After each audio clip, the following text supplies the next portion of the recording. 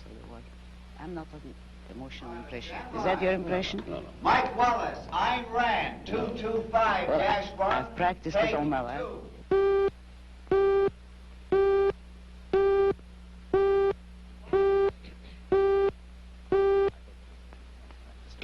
I have not. I'm curious. Coming up, but better not talk.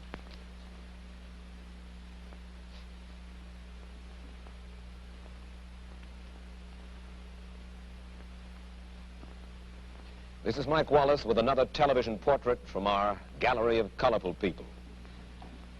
Throughout the United States, small pockets of intellectuals have become involved in a new and unusual philosophy which would seem to strike at the very roots of our society. The fountainhead of this philosophy is a novelist, Ayn Rand, whose two major works, The Fountainhead and Atlas Shrugged, have been bestsellers. We'll try to find out more about her revolutionary creed and about Miss Rand herself in just a moment. And now to our story. Down through history, various political and philosophical movements have sprung up, but most of them have died. Some, however, like democracy or communism, take hold and affect the entire world. Here in the United States, perhaps the most challenging and unusual new philosophy has been forged by a novelist, Ayn Rand. Miss Rand's point of view is still comparatively unknown in America, but if it ever did take hold, it would revolutionize our lives. And Ayn, to begin with, I wonder if I can ask you to capsulize, I know this is difficult, can I ask you to capsulize your philosophy? What is Randism? First of all, I do not call it Randism, and I don't like that name. I call it objectivism.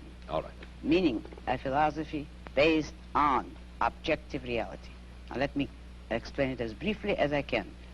First, my philosophy is based on the concept that reality exists as an objective absolute, that man's mind, reason, is his means of perceiving it, and that man needs a rational morality. I am primarily the creator of a new code of morality which has so far been believed impossible, namely a morality not based on faith. On faith? Not on faith, not on arbitrary whim, not on emotion, not on arbitrary edict, mystical or social, but on reason, a morality which can be proved by means of logic, which can be demonstrated to be true and necessary. All right, all right. Now, may I define what my morality is? All right. Because this is merely an introduction. My morality is based on man's life as a standard of value. And since man's mind is his basic means of survival, I hold that if man wants to live on Earth and to live as a human being, he has to hold reason as an absolute, by which I mean that he has to hold reason as his only guide to action, and that he must live by the independent judgment of his own mind, that his highest moral purpose is the achievement of his own happiness, and that he must not force other people nor accept their right to force him, that each man must live as an end in himself and follow his own rational self-interest. May I interrupt now? You may. Because you put this philosophy to work in your novel Atlas Shrugged. That's right. You demonstrate it in human terms in your novel Atlas Shrugged. And let me start by quoting from a review of this novel Atlas Shrugged that appeared in Newsweek. It said that you are out to destroy almost every edifice in the contemporary American way of life, our Judeo-Christian religion, our modified government-regulated capitalism, our rule by the majority will. Other reviews have said that you scorn churches and the concept of God. Are these accurate criticisms? Yes, I agree with the facts, but not the estimate of this criticism. Namely, if I am challenging the base of all these institutions, I'm challenging the moral code of altruism, the precept that man's moral duty is to live for others, that man must sacrifice himself to others, which is the present-day morality. What do you Since mean by sacrifice himself for others? This, now we're getting to the point. One moment. Since I'm challenging the base, I necessarily would challenge the institutions you named, which are a result of that morality. All right. And now what is self-sacrifice? Yes, what is self-sacrifice? You say that you do not like the altruism by which we live. You like a certain kind of Ayn Randist selfishness. I would say that I don't like is too weak a word. I consider it evil. And self-sacrifice is the precept that man needs to serve others in order to justify his existence, that his moral duty is to serve others. That is what most people believe today. Well, yes, we're taught to feel concerned for our fellow man, to feel responsible for his welfare, to feel that we are, as religious people might put it, children under God and responsible one for the other. Now, why do you rebel? What's wrong with this philosophy? But that is what, in fact, makes man a sacrificial animal. That man must work for others, concern himself with others, or be responsible for them. That is the role of a sacrificial object. I say that man is entitled to his own happiness and that he must achieve it himself, but that he cannot demand that others give up their lives to make him happy. And nor should he wish to sacrifice himself for the happiness of others. I hold that man should have self-esteem. And cannot man have self-esteem if he loves his fellow man? What's wrong with loving your fellow man? Christ, every important moral leader in man's history, has taught us that we should love one another. Why, then, is this kind of love, in your mind, immoral? It is immoral if it is a love placed above oneself. It is more than immoral, it's impossible.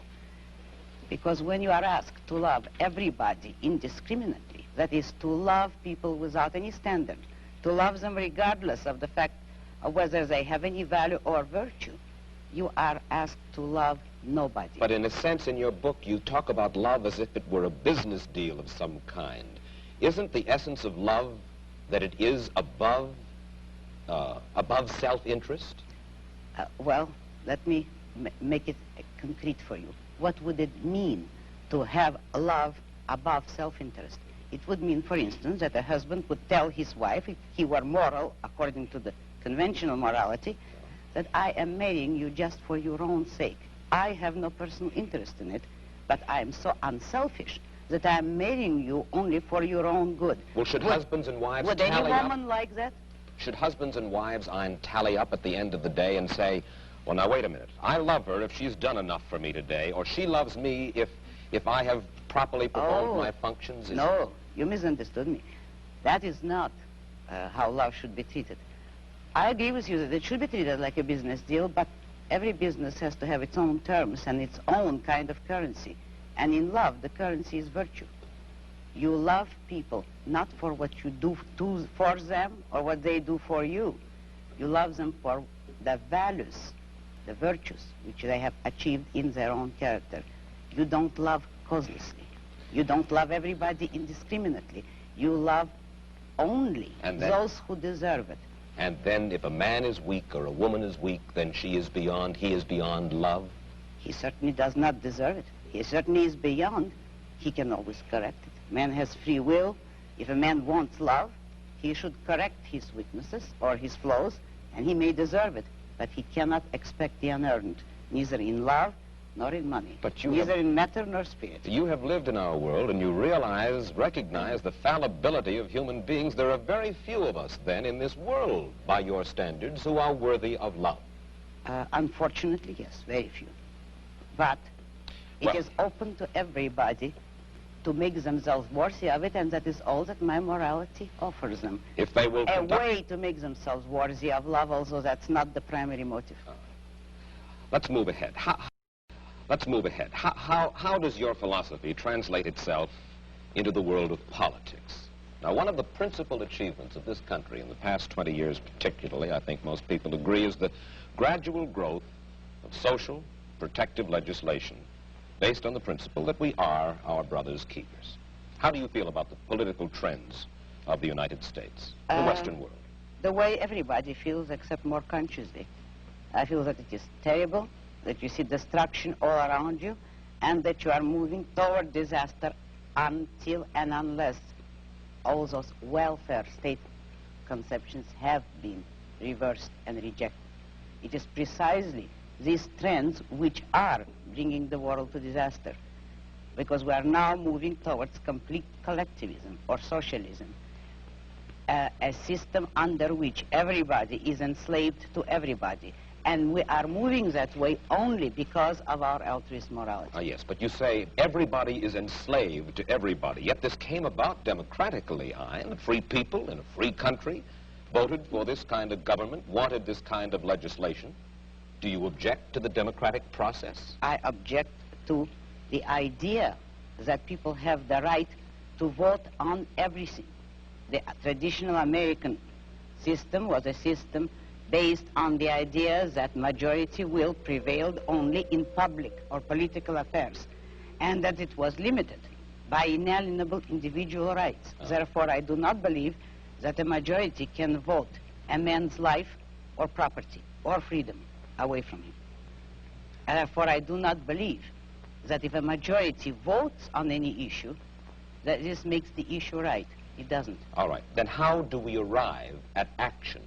How should we arrive at action? By voluntary consent, voluntary cooperation of free men, unforced. And how do our leaders arrive, how do we arrive at our leadership? Who elects? Who appoints? The whole people elects. There is nothing wrong with the democratic process in politics. We arrive at it the way we arrived by the American Constitution as it used to be. By the constitutional process as we had it, people elect officials, but the powers of those officials, the powers of government are strictly limited. They will have no right to initiate force or compulsion against any citizen except a criminal.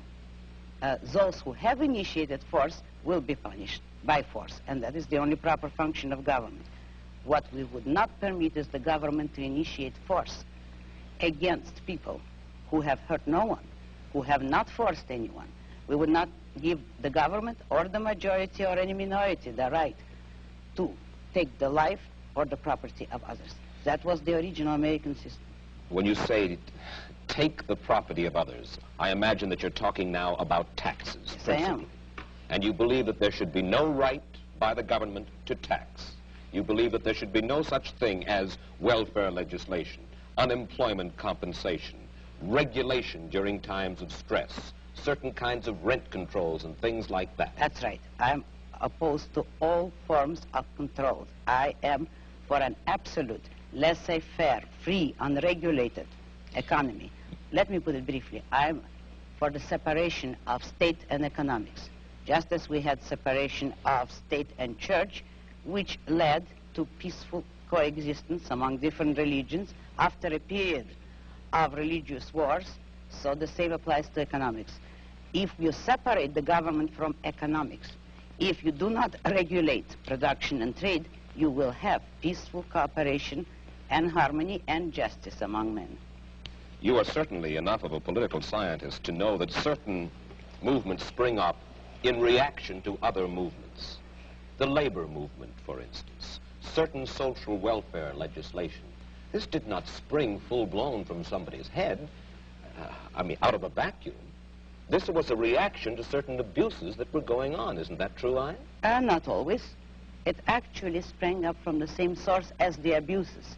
If by abuses you mean the legislation, which originally had been established to help industrialists, which was already a breach of complete free enterprise. If then, in reaction, labor leaders get together to initiate legislation to help labor, that is only acting on the same principle, namely, all parties agreeing that it is proper for the state to legislate in favor of one economic group or another. But what I'm saying is that nobody should have the right, neither employers nor employees, to use state compulsion and force. But when you for their own interests. advocate completely unregulated economic life in which every man works for his own profit, you are asking, in a sense, for a devil-take-the-hindmost, dog-eat-dog society, and one of the main reasons for the growth of government controls. was to fight the robber barons, to fight laissez-faire, in which the very people whom you admire the most, the hard-headed industrialists, the successful men,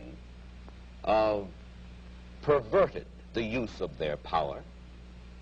Is that not true? No, it isn't. Oh.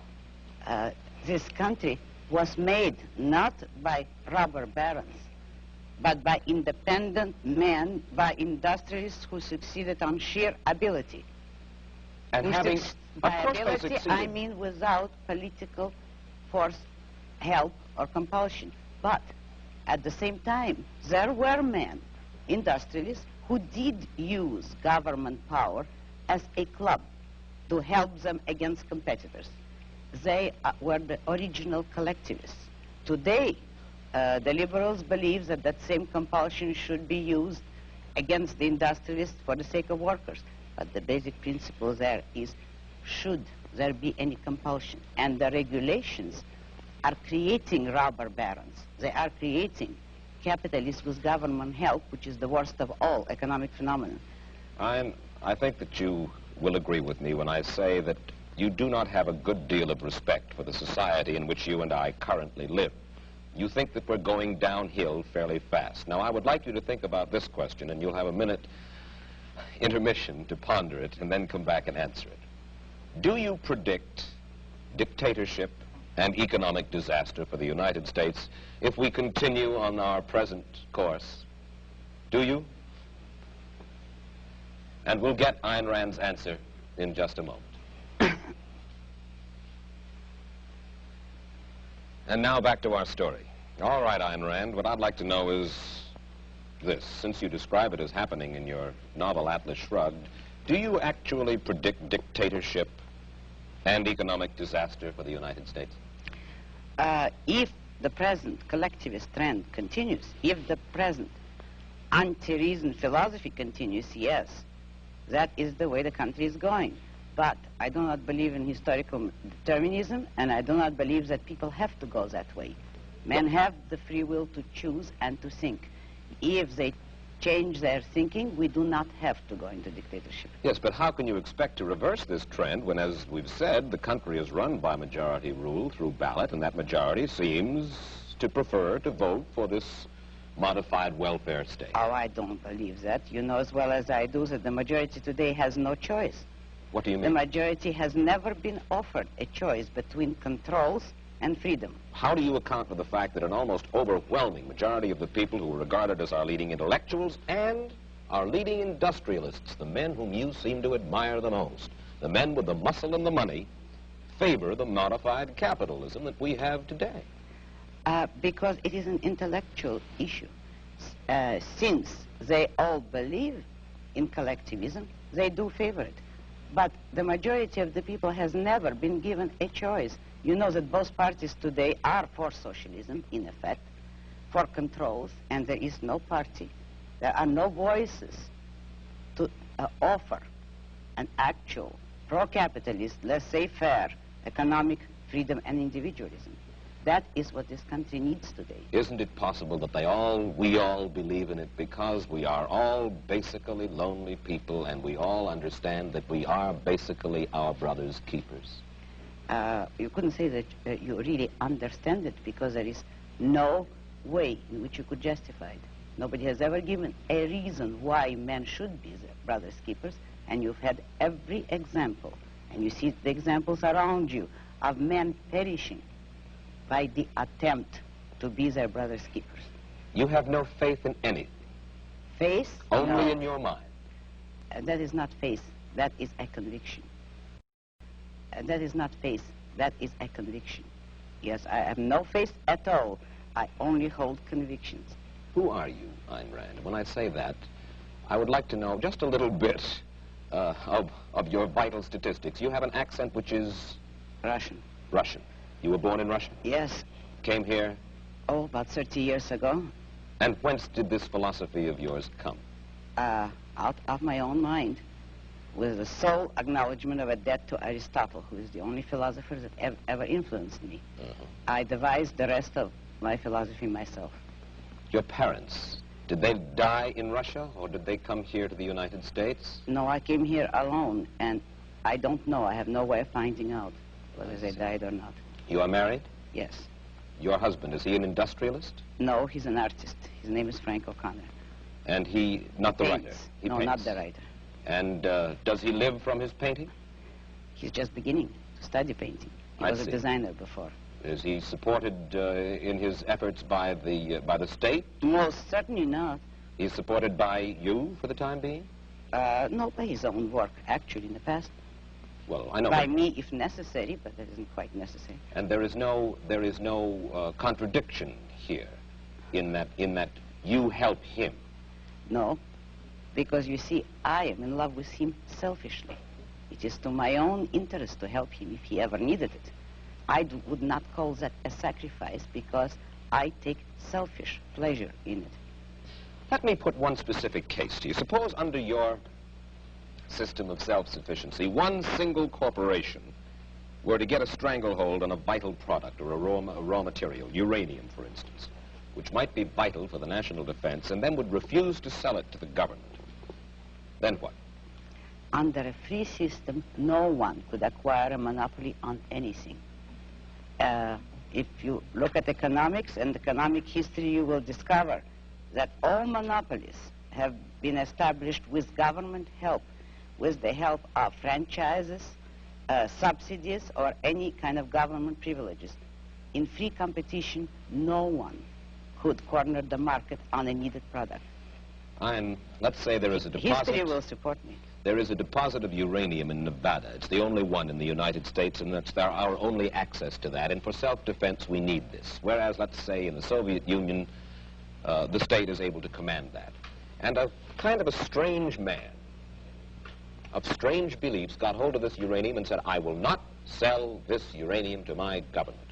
He should not be able to be forced by the government, according to your philosophy, to sell that uranium. But you realize that you are setting up an impossible fantasy. That is, if you're talking of any natural resource that is vitally needed, it could not become vitally needed if it were that scarce. Not scarce to the point where one man could control all of it.